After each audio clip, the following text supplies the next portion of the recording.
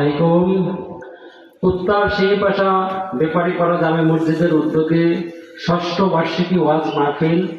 আজকের প্রধান অতিথি থাকবেন আলহাজ মোহাম্মদ হযরত মাওলানা হেদায়েতুল্লাহ সাহেব গোপালগঞ্জ। বিশেষ বক্তা থাকবেন হাফেজ মাওলানা ফেরদৌস রহমান খুলনা। বিশেষ বক্তা থাকবেন হযরত মাওলানা মাসুম বিল্লাহ কাশেম আবাদী, ইমাম ও খতিব দক্ষিণ বান্তা ফরিয়াবাড়ি জামে মসজিদ।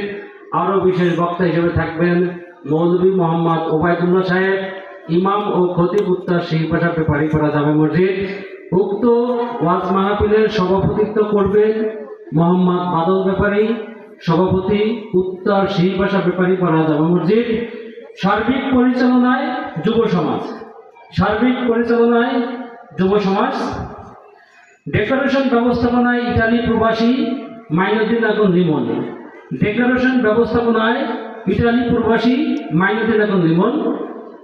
আপনারা যারা আশেপাশে ঘোরাফেরা করছেন, এখনই শুরু হবে, কিছু সময়ের মধ্যেই শুরু হবে ওয়াজ মাহফিল। আপনাদের স্টেজে আসার অনুরোধ জানাই। ধন্যবাদ।